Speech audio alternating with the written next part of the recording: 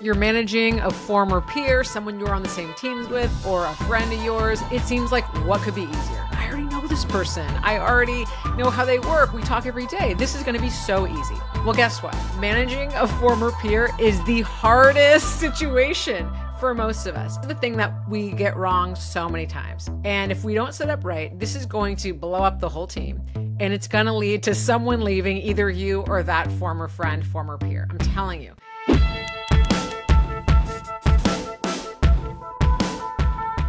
And this is something we get wrong all the time. I got it wrong my first few times managing, frankly, because we oversimplify it. We think, well, again, I already know that person. It's going to be easy. It's all the same. Or we try to downplay ourselves. We say I'm the manager, but it's just a technicality. We're all still friends here. No. Those things that we think that conceptually should make it easier, or we kind of hope will make it easier, leaning into those false assumptions is going to make it a disaster. And that's why you want to tune in today. I'm Lia Garvin, and this is the new Manager Playbook, where I share tools, tips, and stories to make managing your team the easiest part of your job. And what's harder than having a freaking shitstorm because you thought you were entering the easiest situation? Now, I think a lot of us agree to become managers in this situation because we think it's going to be easy. And then that expectation tanks, and that makes it even harder. So I talked before about my first time managing and why in a similar capacity this was really hard. But that was more with a peer. We were friendly,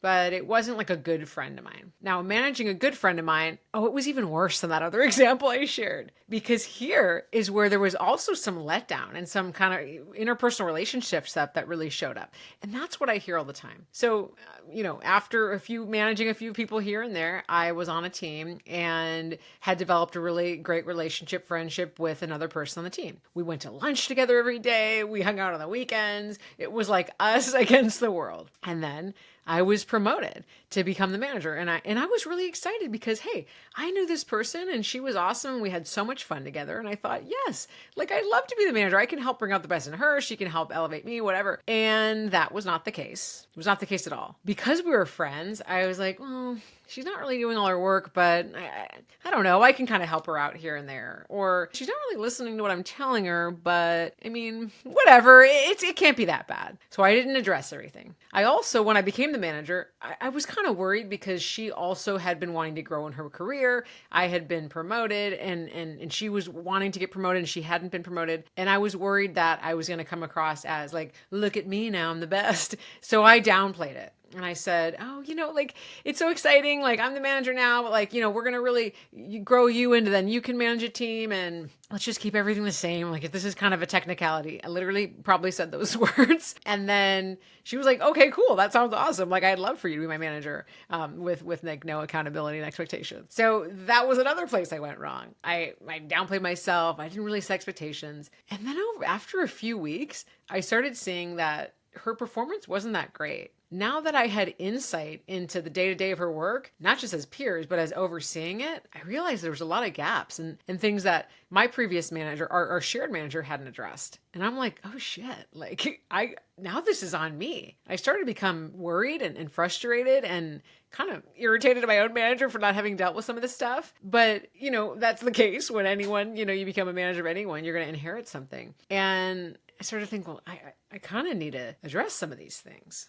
I need to do something about this. So I would sort of give a little bit of feedback here and there, and she would kind of not really get it because it was very indirect. And then eventually I said, hey, I don't feel like you're respecting me. And it was a huge blowout. She said, okay, I'm going to HR and I can't believe you're talking to me this way. And it just blew up so big. Something that really could have been such a small thing by handling it differently. Now, we resolved this, and I'll actually save the story of how we resolved our personal relationship for a conflict episode later, because my manager, at the time, she really supported us in having a conversation to get through that. But what I will say is I learned so much about what I would have done different. That is what I want to share with you, because the mistakes that I made of acting like nothing was different, of downplaying myself, of just kind of jumping right in and saying yeah, it's all the same. We'll see how it goes. Those mistakes that, again, intuitively seem like the right way to handle it, that is what sabotages it for you, because you establish no authority as a leader the person, well, they're going to take the cue from you. And it's like, okay, well, nothing's different. Then why would I do anything differently? So here is what you want to do instead. And this is what I talk about in the new Manager Playbook, because it is something that happens to so many of us. And I'll tell you, before I dive into the strategies, the question of how do I manage former peers? How do I manage former friends? It is one I get almost every single day. And it's because most of us become a manager on a team we're already on. We don't always get the opportunity to hire, a full team, or, we move to a new role and then we become the manager there, right? Or we start a new job. A lot of the times we're already a peer. So this is something you are going to need to know how to do, even if today you're not managing a peer, right? And if you are leading organizations and managing managers, this is something you want to set your people up for so well, because in my case, my manager had to get very much involved in helping sort this thing out because it was a freaking mess, right? And so what I would have done differently and what I did the next time that was game changing, and I never had this problem again after I did this, would be these things. First and foremost, when you become a manager of a team you were peers or friends on, you have a new role. You have to stop and acknowledge, okay, I have a different job now. Now, not only does that mean my day-to-day is different, how I interact with my team is very different. And you have conversations with each of your team members to check in and say like, hey, I know we were friends before. I know we worked together on the team for a long time, but let's reset our relationship. It's totally different now. The game has changed, expectations of each other has changed. So let's start there. The first thing we've got to do is name it. Name the change. Don't sweep it under the rug. Don't downplay it. Don't act like nothing's different, because it's totally different. So step one is naming the change, setting up a conversation to talk about, okay, things have changed. Let's figure this out. Now, step two is having this conversation where you set expectations. I would say you first share what is your leadership style? What are you excited about for the team? What vision do you have? What are some things that you are really eager to bring to the table? So in the case with my team member, knowing she had been wanting to get promoted, I could have said, hey, it seems like a lot's the same because we know each other, we hang out, but let's reset because our working relationship is going to be different than hanging out on the weekends. That was how I would have started. And then I'd say, I know you're really eager for promotion, and I commit to doing the best I can do to get you there. Here's how I'm going to do that. And here's what I need from you, right? Showing up in this way, meeting the expectations we set, following through. So this is a really great opportunity. And it almost gives you a leg up because you already know the people. So you actually may have a lot of insight into their aspirations, into their interests, into their goals. Use that as a superpower, not as something that makes it like, well, I don't know what to do about it in this case. You actually have ammunition for trust building and for them to feel like, oh, this person's got my back. This is especially powerful if you're only promoted like one rung on the ladder above them and they're looking at you thinking, well, there's not a lot of growth there. Address that straight up. Say, hey, I know, having a manager that's only one rung above you on the ladder may feel like there's not a lot of options here. I've been there. Here's what I'm committing to do. Bringing visibility to your work, putting you in these situations where you can be showcasing your different things, giving you these opportunities, working with you to figure out what your goals are. So you start to talk about that. Now the person's seeing you in a very different light, right? You're not just peers. They're saying, wow, this person is showing up really ready to lead. This dynamic will change. The relationship should change, but it's going to be changing in a favor that this person's like, yes, I'm bought into this. And the third thing we got to do is not downplay our expertise because we're feeling like we don't want people to think we think we're so great now. We don't want to be on our high horse. We don't want to be that person that comes in like, hey, new sheriff in town, listen to me. We don't want to do that. So I see what happens more often than not, and what I've done more often than not is being like, hey, like we're all learning from each other, like no one's hierarchy. It's not true. Don't say that. You can be humble. You can express, a collaborative work style and management style without totally downplaying and being like, who knows why I got the job? That is going to undermine your credibility so much. Because even if people are thinking, why'd they get it over me? And they're feeling a little bit frustrated by that because they thought you were all the same, you reinforcing that fear or that frustration is going to make them think, not only am I mad that you got this job, but I know you're like not cut out for it at all. And now I don't have a manager that's going to get me to where I want to go. Like bad, double bad, right? It's just not the way to show up as a leader. Downplaying yourself and acting like, who will see. So instead of that, step 3 is saying, I'm really excited to be here. I'm really,